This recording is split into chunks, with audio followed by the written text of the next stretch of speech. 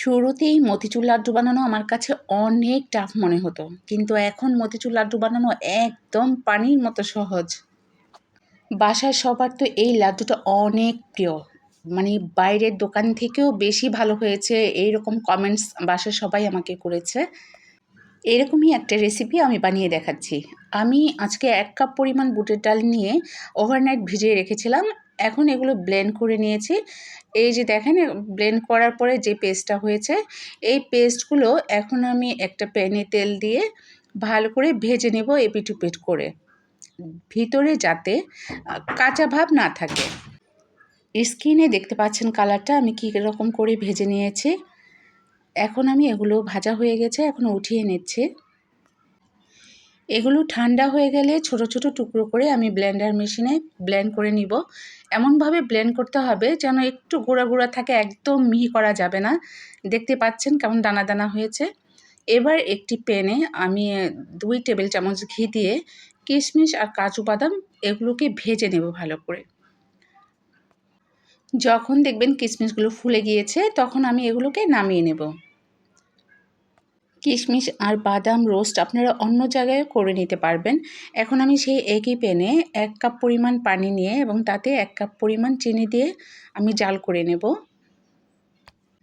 নেড়ে চেড়ে পানিতে যখন বলক চলে আসবে তখন এর মধ্যে আমি 2টো এলাচ দিয়ে দিব। অনবরত নেড়ে নিতে হবে। এখন ঘন হয়ে আসছে মনে হয়, এই যে দেখিয়ে দিচ্ছি, এরকম ঘন হয়ে আসবে। এখন আমি এর মধ্যে যে মিহি করে রেখেছিলাম সেগুলো দিয়ে নেড়ে চেড়ে নেব এবং এর সাথে আমি এখন ফুড কালার ব্যবহার করব কালারের জন্য। অনেকেই অরেঞ্জ কালার ব্যবহার করতে পারেন, আমি এখানে রেড কালারটা ব্যবহার করেছি। রেড কালারটা আমার খুব ভাল লাগে।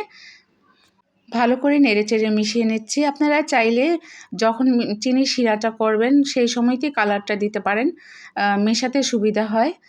এখন আমি যে রোস্ট করে রেখেছিলাম কাজু বাদাম এবং কিশমিশ সেগুলো দিয়ে দিয়েছি।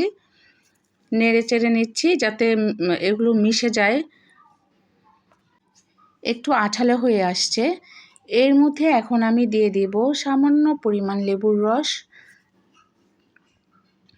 একটু পরিমাণ দিয়ে দিচ্ছি। আরও নেড়ে চেড়ে নেব, আমি মিশিয়ে দেব। এর মধ্যে আবার দিয়ে দিব আমি গুঁড়া দুধের 2 টেবিল চামচ পাউডার।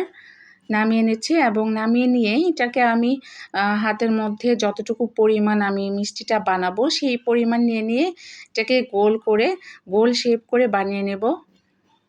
গোল শেপ হয়ে গিয়েছে দেখা যাচ্ছে। এখন আমি একটা একটা করে বানিয়ে নিয়েছি, এগুলো হয়েছে। আরেকটা কথা লাড্ডুতে ঘি, কিশমিশ, বাদাম এগুলো ব্যবহার করলে টেস্ট দ্বিগুণ বেড়ে যায়।